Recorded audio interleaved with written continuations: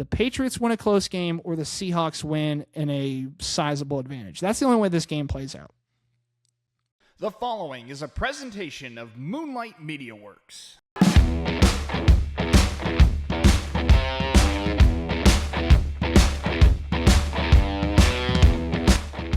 Welcome in, everybody, to the second edition of the Collins Janus Show here on Moonlight Media Works. For all those that were hoping last week would be the end of me and the Patriots Super Bowl would have me crying in a gutter somewhere, I'm sorry to disappoint. The sun came up on Monday. For me, the hangover part of that was probably more so upsetting than the actual result of the game. But the reality of it is this. That Super Bowl played out like we talked about. My worst case scenario for the Patriots played out in that game. And credit where credit's due. Hat goes off to the Seattle Seahawks. They were the best team in pro football this season without a doubt. And they showed it in that game. They didn't play a spectacular offensive game for 3 quarters, but they did just enough, and they kicked enough field goals, and they played a better all-around game. They dominated defensively, and they did exactly what they needed to do to slow down Drake May, to slow down the Pats' offense, completely take them out of the game, and their offense did just enough to win the game. Kenneth Walker had a big game, and he's a great running back. He's been a great running back, and quite frankly, if it weren't for Zach Charbonnet, I think we'd be talking a lot more about him. I think the fact that we constantly see them bouncing carries back and forth and different things, I just don't think he gets viewed as highly as he should as a bell cow back because of what Seattle does offensively.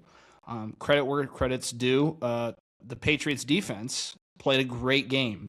They were given no help on the other side by the offense, and I'm not going to sit here and make this a rehash of what a game that everybody saw. And I will say there are a couple things I'm not ready to, I'm not going to do again. I have broken down 3 things tonight that we're going to talk about in the first segment here, talking about the Super Bowl and talking about the NFL, because we've gotten to the end of football season. And I'll say this, I have long been a proponent of the separation of sports calendars. I enjoy a good equinox, trust me. But by the time I get to the end of a sporting season of any one sport, I'm generally good. This season, more so than probably any other in my recent memory, I can say I am completely fine with there being a gap between February and, let's say, the draft. I pick it back up for the draft. I get locked back in for the draft or free agency, but I'm glad there's a couple months separation.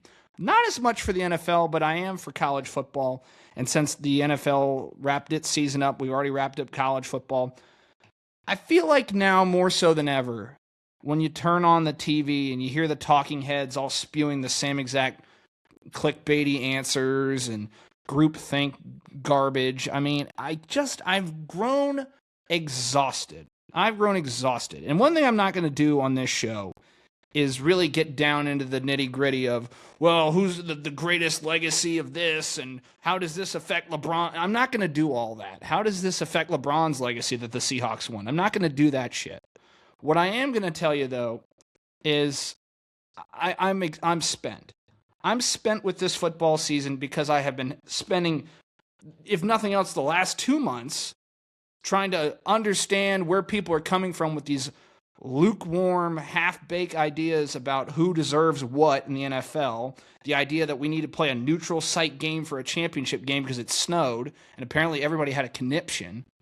Whatever Kurt Warner's complaining about on Twitter today, whether it's college football and the fact that just before recording this, Trinidad Chambliss, the quarterback at Ohio State, got granted a 6th year of eligibility. We've got college basketball players now getting NBA players back in their teams and rosters. So there's so many things, and I guess that's just an aside, but it's speaking more to the larger issue where we're at with the state of college athletics. And college football is the most colossally, purposely screwed up thing in the world. They're completely fine with it. The powers that be are actually quite fine with what's happening. You, me, the fans, whatever, we don't matter. As long as the Big Ten and the SEC are happy, eventually that will be all that matters. And I've been saying that. I've been beating that point into the ground like a dead horse at this point. But, maybe some people are starting to wake up. You've already seen Duke have to go to a lawsuit with their college quarterback. You saw players transferring literally the second after like the national championship. I mean, there's just so much mess going on. And it's all trying to whittle it into an invite-only club for a couple teams, get to the Super League that they've been threatening for years. And I'm tired of arguing on the other side from the logical point of view for these things. Like, I root for a school that plays in the group of five, which is the best group of five conference that there is in the American. When I root for ECU in football, that's the standalone best group of five conference there is. There are schools in that conference that belong in the quote-unquote Power Four. There's all these different things that we could talk about, but because the powers that be in the Big Ten and the SEC and kind of quasi the Big 12, but not really, and the ACC is basically the redheaded stepchild of the group. Those four at the moment still have enough sway to say, no, there are certain things we don't like about this, don't like about that, we'll keep everything the same. And then I spent months trying to explain that JMU and not Ole Miss, Tulane deserve to be in the playoff because in a proper and just playoff system, you put teams in that win conferences and you let them play it out on the football field. And I don't care about results, and I don't care about if it's a watchable quality matchup. That's not sports. I think what I've gotten lost in is this idea of fans that hate, let me see if I can describe this, because I'm getting down a path here, and I want to get to a specific answer. Most sports fans, and not all, a lot of sports fans claim to hate, they hate wrestling, like WWE and stuff, or they hate, soap operas or manufactured drama. You hear that all the time. We hate manufactured drama. But in reality, you're the biggest proponent of manufactured drama you could possibly get. Because when you say, I don't want to watch a team get blown out, that's not sports. That's inherently not sport. Anybody that's listening to this, anybody that's ever played a sport knows you show up on game day, anything happens. I played baseball for much of my, teens and, tweens or whatever the hell else, from 11 to 18, 17. And in T-ball before that, I played soccer. I did all this crap as a kid. Played all the sports. It was great. Wasn't good at any of them. That's not true. Only partially true. But I never once sat there playing a sport and thought, wow, we're going to get creamed today. Better not show up. You knew you had an opponent that might kick your butt, but you didn't go home and go, well, this game's not going to be fun. If you're a competitor, and even to this day, I haven't played baseball in, God, how many years now? Probably almost 10 years. First of all, I think about the game every day. I do. I miss baseball. If I'm wandering down the hall, I might just wind up and throw or get in my stance every once in a while. And yeah, it's childish and naive, but God knows I love the game so much and I miss it. And it never goes away. It's why I call baseball games. It's why I talk about baseball games. I love the sport so much. The sport didn't love me all that much, but that's okay. I'm not holding any opinion. I never looked at it from an outsider perspective and thinking, oh, this is how we have to look at sports. There are so many people that will sit home and watch a game and look at it like they're a TV executive for Fox or for NBC and go, yeah, nope, Notre Dame needs to be in. Let's take them out. Let's move them over here. Yeah, I need that. I need Ohio State. I need Alabama. I need Georgia. And I need, give me Penn State in there as well. Let's just save ourselves all the time. Let's save everybody the CTE. Then just not play the games then. Let's not waste our time. We could do a lot more good if that was all we were going to do. If we were just going to make it an invitational, invite people to play. But I thought that was reserved solely for the college football side of things. But because so many of the talking heads on the 4-letter networks, on the 3-letter networks, whatever channel you choose to flip on and get your football fix, it's permeated now to the NFL, where I sat for a week and I tried my damnedest, despite what I do for a living, to not feed the beast, to not go, okay, what are they talking about with the game? The second the game ended, I knew exactly what happened. and I knew exactly what was going to be the storyline. And look, they've been roasting poor Will Campbell this week. And yes, Will Campbell played very poorly in the playoffs and in the Super Bowl. He was a rookie who tore his MCL. That's it. He was playing hurt. He probably never should have been put in that spot. Offensive line depth is still a problem for the Patriots. It's something they're going to address in the draft, I guarantee you. And it's something that cost them against 4 teams that have great pass defenses, great rushers off the edge. A lot of money spent on defensive ends across those 4 teams. And he got absolutely cooked in the Super Bowl. He knows it. Everybody in Pats Nation knows exactly what happened there. I'm also not ready to be like, well, you got to move him to guard. Because Mark Schlereth already said that might be the dumbest thing anybody's heard about, because he's like, when you start to say stuff like that, I really can't take you seriously. He may eventually have to be moved there if he never gets his, paces together. But this is a guy who played at Ole Miss, I'm thinking about their coach. He played at LSU, and you don't get that job, and you don't play, and you don't get the number 7 at LSU for being some scrub that literally couldn't stop a nosebleed as far as a pass rush is concerned. In the arms conversation, I'm not about to sit here and waste any more time on that. I just think overall, I got really sick really quickly of being, is this the worst team to ever make it to a Super Bowl? What are we doing? And I told you last week I was done with the schedule talk. And here's the last thing I'm going to say about it all. I understand the metric you're pulling from, but let me let you know, grand secret. Coming real close to the mic, real close to the speaker on your phone or your computer, however you be watching this, however you are watching this. God bless you. Thank you for watching.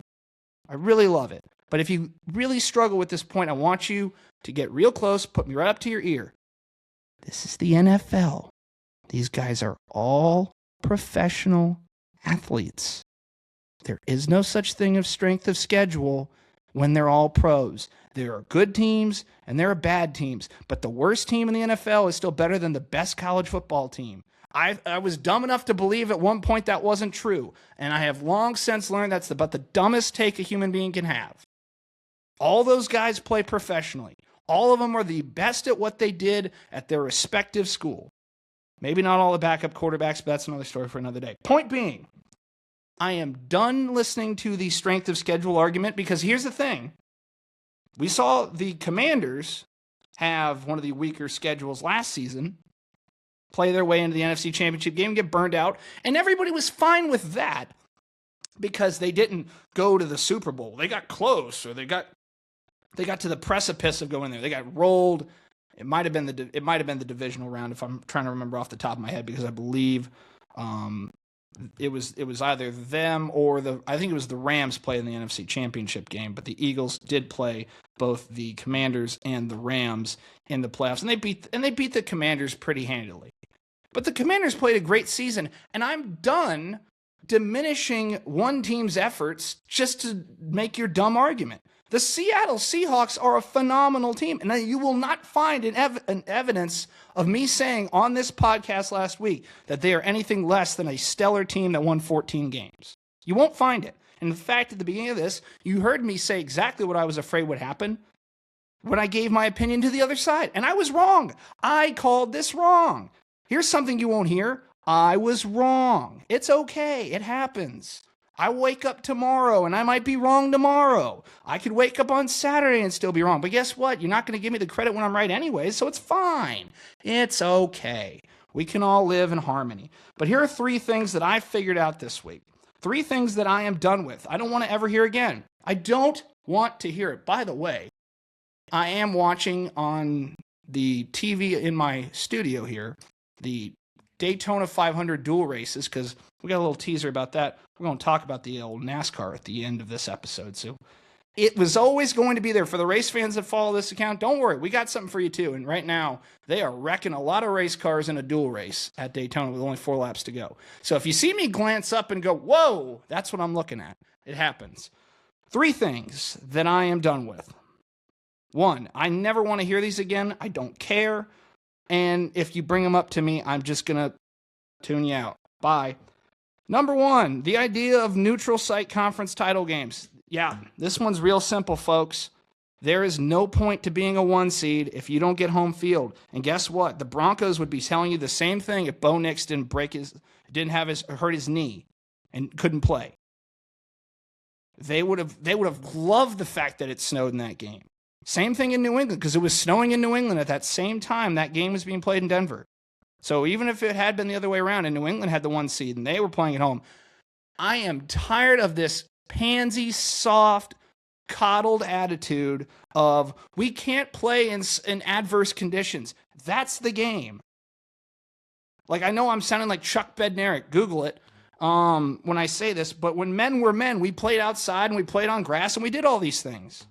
Why do we have to abandon everything for the sake of comfort and, maybe setting up more scoring opportunities?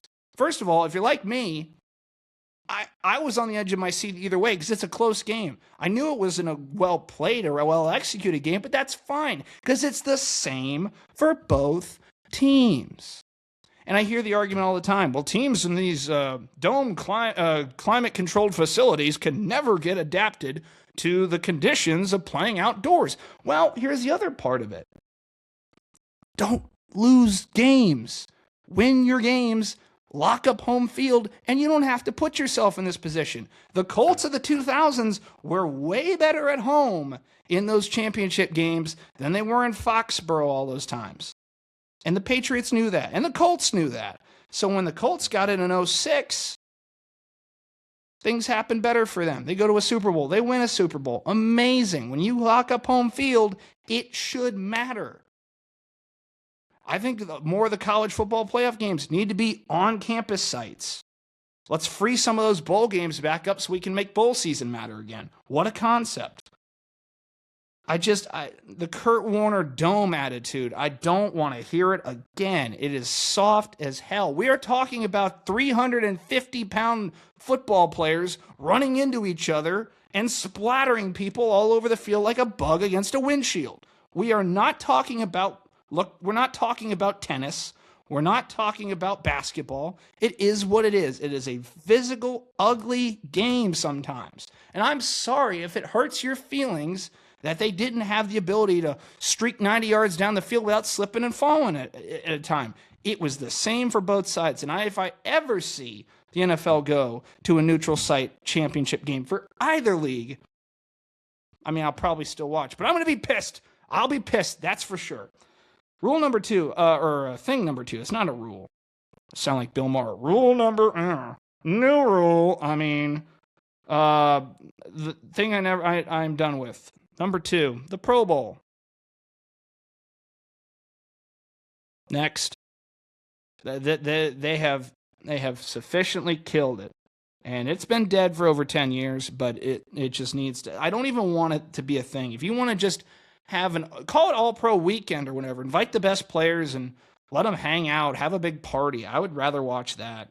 Let them play dodgeball, but stop. This flag football, and maybe it's flag football trying to push their initiative for when they get the Summer Olympics or whatever, when they do the flag football thing. I don't know. I just think it's a colossal waste of time.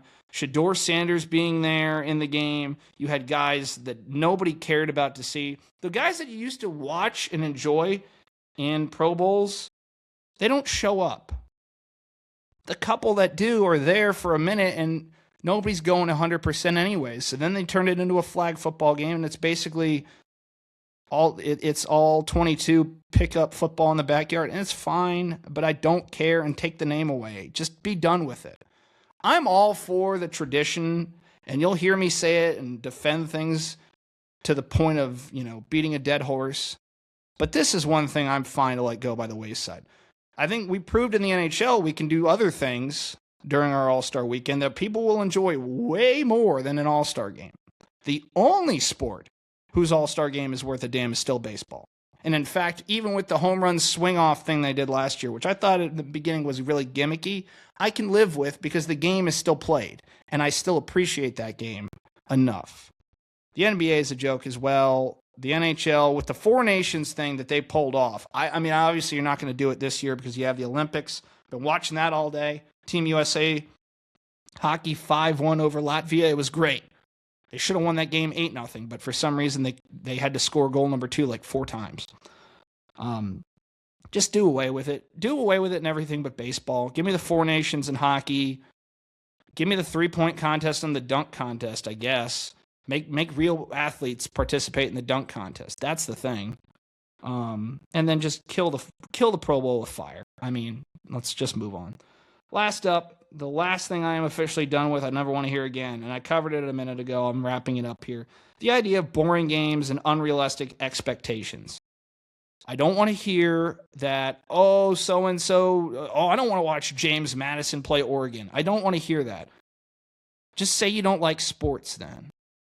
If you want WWE, you want matchmaking, go on the video game, download WWE 2K or whatever it is now. It might be 26. It's a great game. Go play it. It's a lot of fun.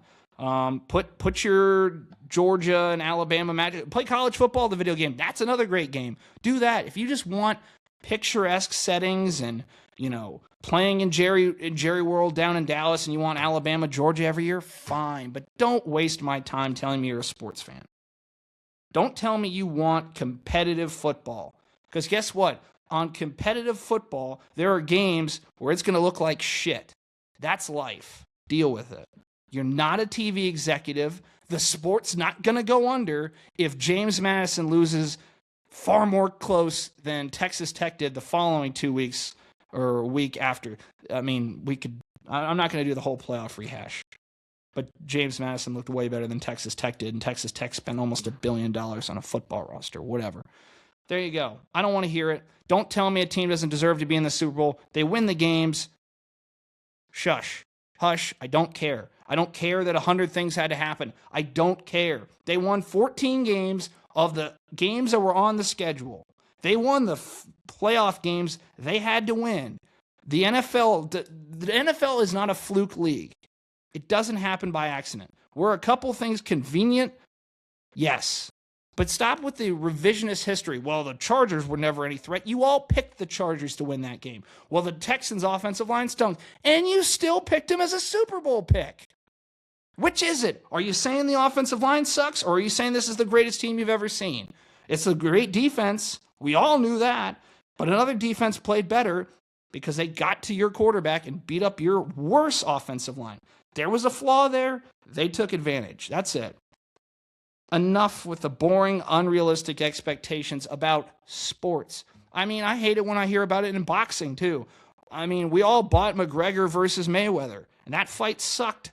And it's okay, because we knew it was going to happen. We still wanted to watch because we wanted to see what would happen. Or the Tyson-Paul fight. Yeah, I mean, that's boxing's problem, is they have no stars, so they have to go backwards. They have to get people like Jake Paul to fight. And I mean, that's another thing. That's all manufactured, so that's fine. Just don't give me, nobody wants to watch that. Nobody wants this. Nobody wants that. So those are the 3 things I'm done talking about. I never want to talk about them again. I don't want to hear them. Don't bring them to me. I don't care. 3 things that I'm no longer going to waste my time on. With regards to the Super Bowl, since this is all fresh, these are fresh thoughts I had. I no longer now care to hear whether or not the commercials were any good or not. Remember, folks, this is marketing. This is all this is. I understand there are a large portion of you that do love a good commercial. And you know what? I can say I would agree with a couple of those. Sometimes they are funny. Sometimes they're clever. I'm there to watch the game. If it happens to be good while I'm there, by all means. But I don't need a discourse about, this one was great. I don't need to do this, because guess what? It's progressively gone downhill, and now that we have more AI commercials than anything, I hate AI, like slop commercials. You're only going to get more of those, so just get ready. How good or bad the halftime show is or isn't, I don't want to hear about this ever again. Let me let you in a little secret for the football fans watching this show right now. Let me let you in a little secret. The halftime show's not designed for you. It's not. I didn't even, hot take. I liked last year's show. I've liked when The Weeknd did it. I've liked artists that I wasn't a Weeknd person. I enjoyed his halftime show. I'm not a Bad Bunny fan. I know 2 songs. He didn't play them. It's okay. I'm not going to lose my mind. I don't care. This is for what people don't understand is they saw and they understood the Super Bowl halftime show for many years, and this is how the NFL did it for many years, which was to try to get something that was, in lockstep with the league. For several years there, you saw the classic rock artists get their time. You got Bruce Springsteen, you had the Rolling Stones, The Who, you had Paul McCartney. Those were really understandable acts to understand why there would be a halftime show. They're played in the stadium, they're played by fans, and understandable. And now, obviously, around the time that some of the other networks got involved, they're like, we're going to get some younger artists in here. And some of them are good, and some of them aren't. Some of them stink, some of them don't. Some of them are going to make political statements that you don't like. Some of them are going to make so many political statements you think it's the greatest thing you've ever seen. That's fine. I just don't need to hear about it anymore. And this is not a direct attack on anything. I wasn't even barely paying attention because I'm going to let you know a secret. If your team's in the game and you're losing the entire halftime, I don't know what everybody else was doing. All I was thinking was, okay, so we need to go down. We've got to, they get the, oh, wait, no, we have the ball first. If we drive down and do this, we could hold this to that. That's how I watch a football game. If you think that's hell, that's just my life. It is what it is. But that's how I watch a football game. I'm sitting there scheming. And guess what? That's how I survived a 28-3 deficit in Super Bowl 51. That's how I came out the other side. I never said this game's over. I said, okay, how many do I have to do now? Okay, we got to score a touchdown here. Got to get a stop there. Got to stop there with 13 if you can get it back. That's how I watch a football game. That's how I watch a game I care about. So you could put Marmaduke out there. You could put Miley Cyrus out there. You could put the reincarnated ghost of Elvis Presley out there. Actually, I would watch that. But again, I know a lot of people hated and a lot of people loved Bad Bunny. It's fine. I do think it's funny, though, and I didn't realize this because I also was enjoying some libations during the game. I didn't realize how bad it must be to actually be in the stadium for that, because the other thing about the halftime show is it used to be for the crowd at the Super Bowl, and that's part of what you paid for the ticket so much for. So you're getting this great concert experience, and they got like Michael Jackson or they got Prince. Now, if you go and watch one of these, it must be miserable to watch because I saw video clips of it. And like when the people dressed up as grass were in the middle of the field, first of all, I thought that was hilarious. People that were dressed as grass. I thought they would just CGI a bunch of that stuff because they've done stuff like that before and you can get away with it. I appreciate the dedication to get people dressed up like big grass. That was cool. But if you're watching from the stands, that must be brutal because Bad Bunny's like in the middle of the grass. He's playing for the camera because it's a big media event and this is how it works out.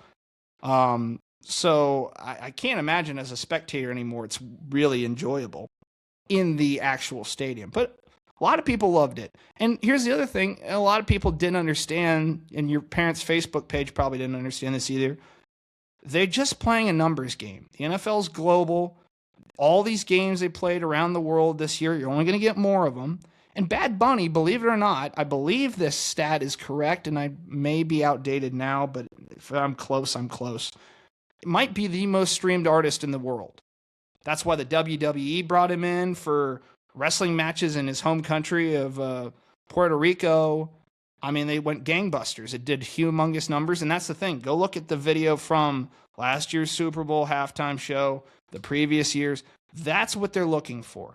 They're generating a number of viewers between the live audience and then on replay on YouTube or whatever else. Because Rock Nation, I believe, who's the one who still puts it together with Apple Music, and previously it was Pepsi and a bunch of other things.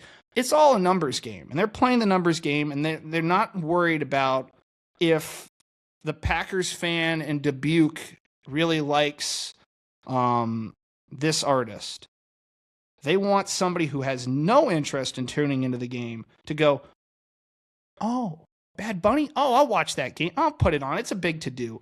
The league has progressively tried to make the game as accessible and as interesting as it can to people that do not care about the game. Because for football fans, 30 teams don't get to play in that game. We have to still give them something.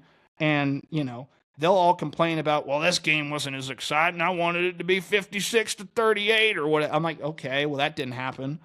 So what else can we give you? We'll give you an act in the halftime show. We'll give you commercials that are entertaining. We'll do all this stuff. Whatever it'll get you to do to watch the damn game. And they've look, the numbers are going. They're not going anywhere. If you want me to give a prediction, I think Miley Cyrus does it next year. I believe ESPN has the exclusive rights and they have the Super Bowl next year. I think that's the play. And you know what? I'm willing to put, I think she's even the odds-on favorite right now to get it. So if you hate that, just know to go to the bathroom.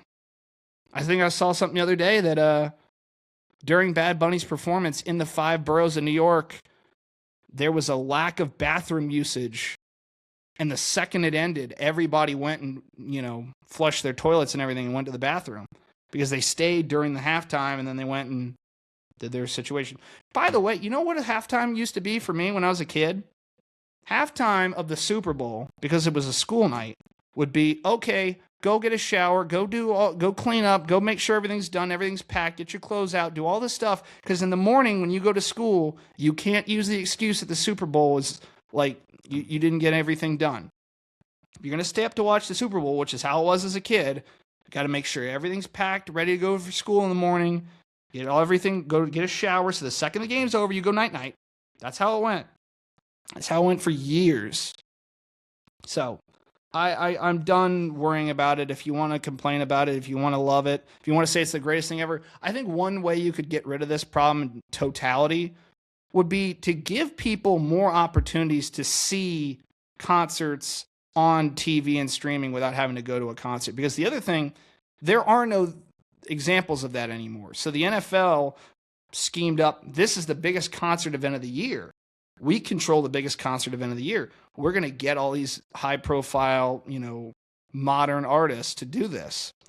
But back when our parents or anybody else's parents' generations were watching, they had big moments on TV where you could see acts. Like they had Live Aid, which was obviously for famine relief, or they had, the Ed Sullivan Show. By the way, anniversary of the Beatles on Ed Sullivan happened this week.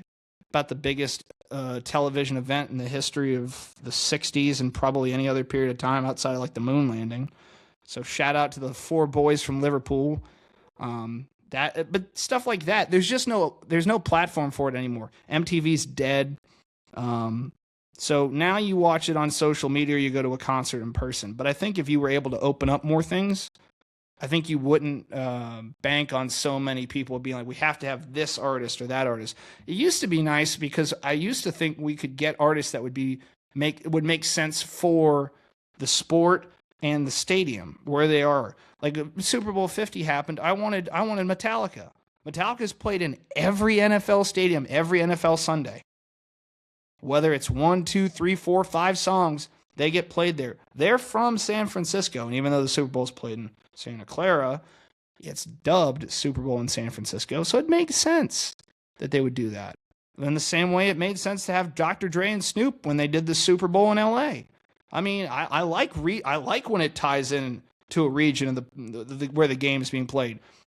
Like they did a lot of, I think in one of the Super Bowls in New Orleans, I think it was the Patriots versus the Packers. Don't quote me on that. They had like a blues. They had the Blues Brothers. They had ZZ Top. They had some of the music of like the blues, which from Louisiana in particular and that part of the world, it's a big deal. I love that. If they play the Super Bowl in Tennessee in a couple of years, I would want it to be a big country act. Like make it make sense too. That's appealing. I find that interesting.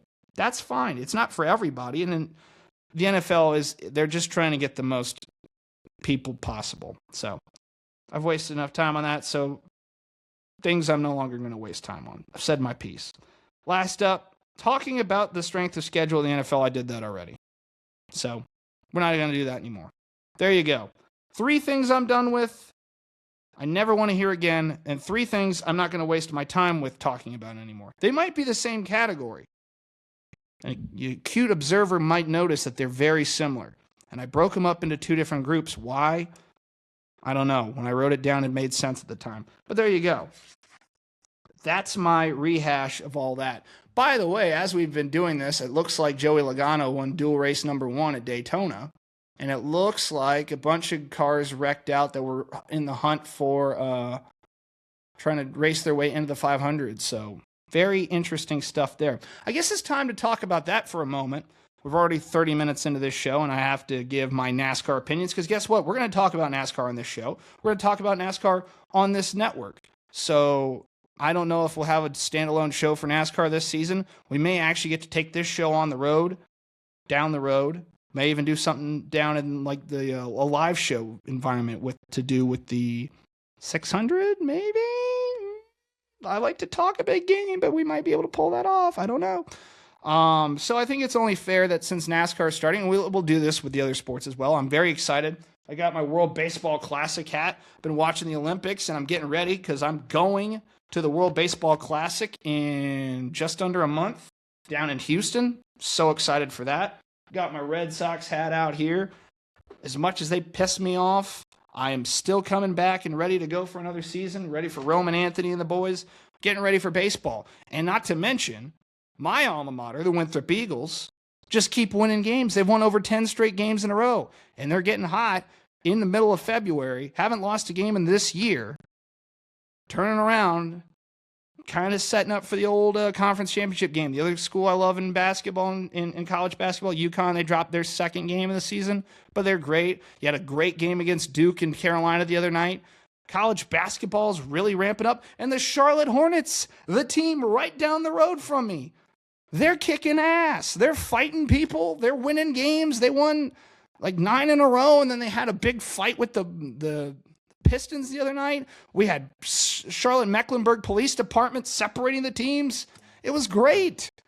The Hornets are fun for the first time since like 2015. First time in a decade. Oh, it's so great. Like, I will give this area credit before we go into our NASCAR topic. The city of Charlotte in the last 3 months has been really fun. I'm not a Panthers guy. I've made that abundantly clear over the years. But this current group of Panthers players and coaches, I've come to have a soft spot for. I have. And I enjoyed watching them down the stretch this season.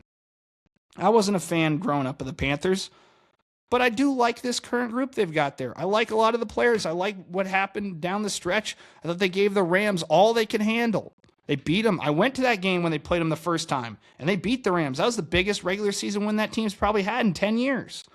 So, I mean, between the Panthers making a late push, getting a home playoff game, and the excitement that generated for this area, you have the Hornets stirring not just local media, but national media. That has been one of the coolest things I've seen in a long time. Because this draft class, the last draft class by the Hornets, I thought was phenomenal. I thought the pieces they were putting together were really exciting, but it always seems to be that way.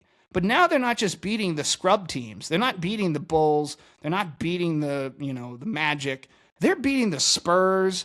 They're beating the Thunder. They're beating the best of the best. And I mean, minus that game they dropped to Detroit the other night, they have been phenomenal. And they beat the Hawks last night. So they go into the break with a great record, 10 out of 11.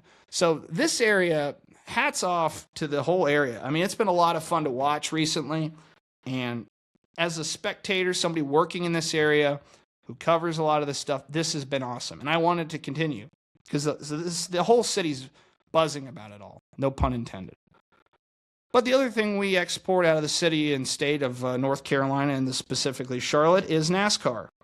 And NASCAR gets its season kicked off properly this weekend, the day after Valentine's Day. Fellas, did you do all the things you were supposed to do? You probably didn't, but that's okay because I don't give a shit.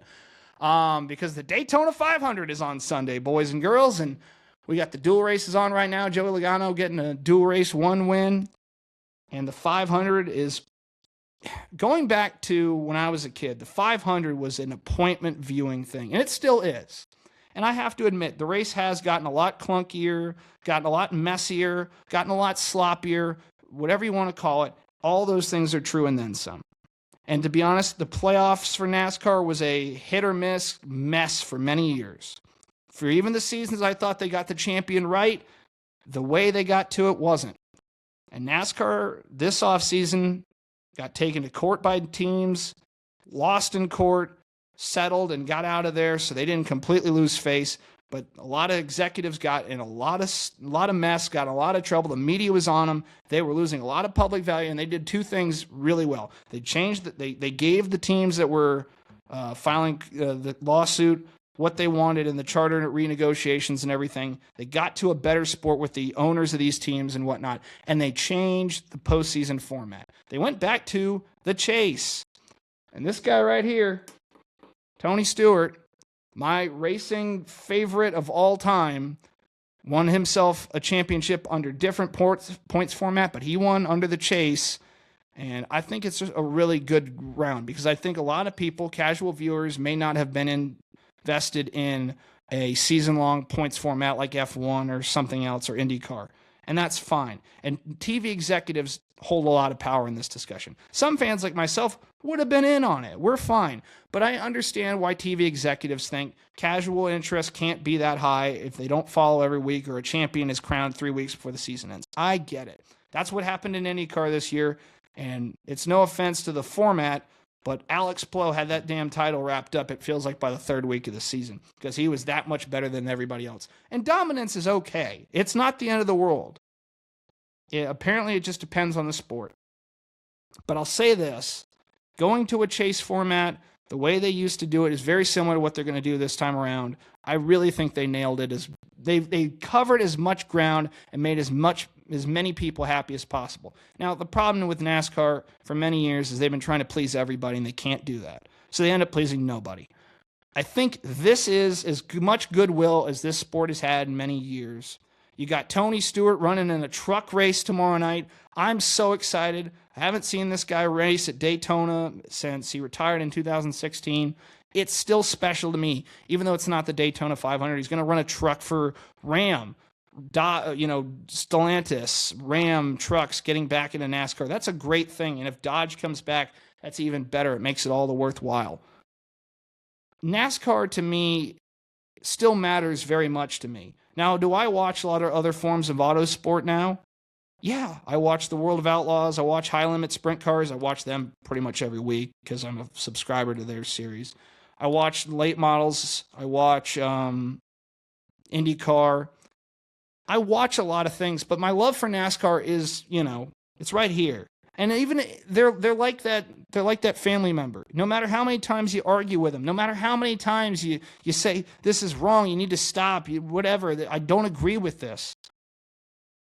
The little kid that was rooting for this guy when he won at Indianapolis and he won at Darlington and he won that was in the Xfinity series, but you get my point. When he won at all these different racetracks as a kid, whether it was Watkins Glen or whatever, the kid that went to Home Depot and made his dad buy him a bucket. I kid you not. I asked my dad for a bucket because this car was on it. I had a bucket in my treehouse. My childhood was awesome. Don't ever get it twisted. That love has never gone away. And it changes, it matures, it alters. I can comment about it. I can bitch and complain about it. I'll still love them. I do.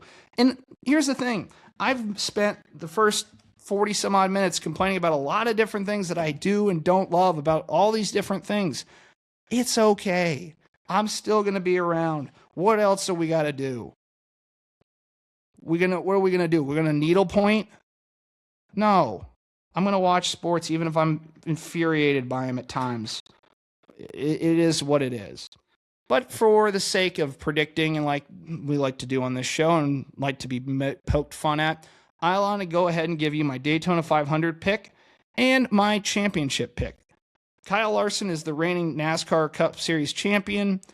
Under this, he will race under the chase format. He had never raced under it in the old format. He came in right as the time the playoffs just started in 2014, so he came in 15. So this is the only playoff format he's ever known. So the fact that he's a two-time champion under that format gives him no bearing in this one. This one's going to favor consistency and a lot of different things, and it's going to require guys that, may win a lot to do some things differently, and I appreciate that. Wins have to matter.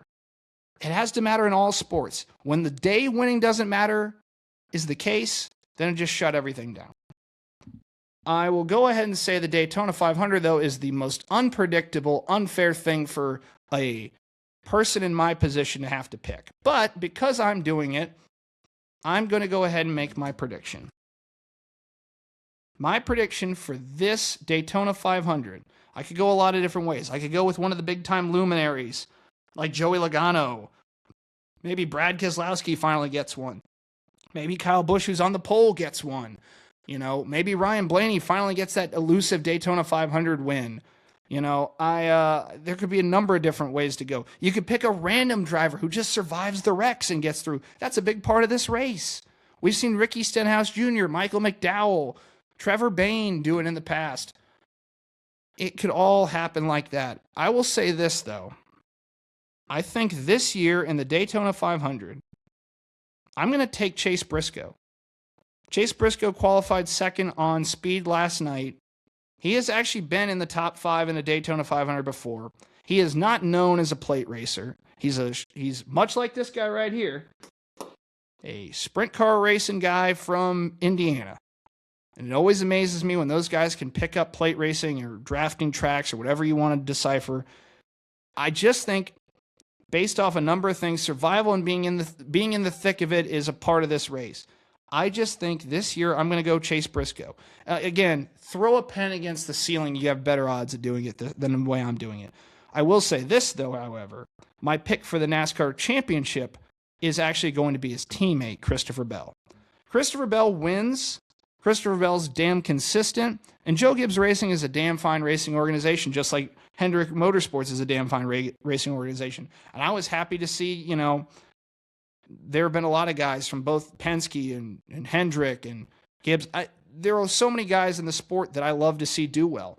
I think realistically Bell is one of those guys that's maybe a tier lower, but I'm a big dirt racing fan, so I love to see Christopher Bell do well. He's kind of trying to follow the path that guy right there. By the way, can we appreciate that for a second? That is an artist-proof Sam Bass painting.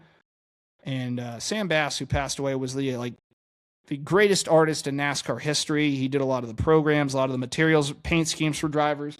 And he did a lot of these. And this is the first time I was ever able to get one. And I can't really move the camera to show you right now. But it's the one from the Brickyard 400 in 2005 when Tony won at his home track for the first time. And I was able to find it on eBay. Had to have it. And I'm very excited that it's been up here in the new studio right next to our new wonderful studio logo thing there that doesn't show up great, but it's purple and it's fun, and in the dark it looks awesome.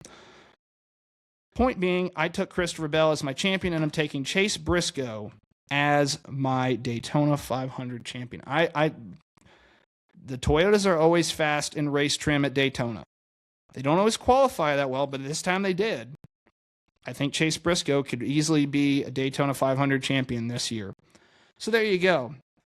We may actually be starting to incorporate some other elements in, and we'll talk more about the Olympics in the coming weeks, because obviously I had that on all day long today, watching on, I guess, the NBC wraparound coverage, like, I guess, the Gold Zone on Peacock and things. I watched USA versus Latvia. Like I said, we got the World Baseball Classic. I'll be doing a lot of coverage about that and talking about that as well.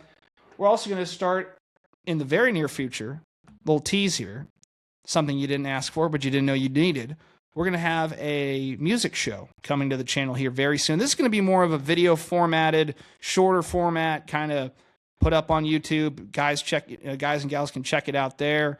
It'll be like album reviews and different things like that. It's something I've wanted to do for a long time, and we'll showcase some of them. I'm a big record guy, so if it's in the collection, you'll probably see it start to work its way out here in the next couple weeks. And of course, today, a new episode of the Be the Right Club today came out on your favorite podcasting platforms with Hal Sutton and Mark Greenhalgh. That show is up live as well.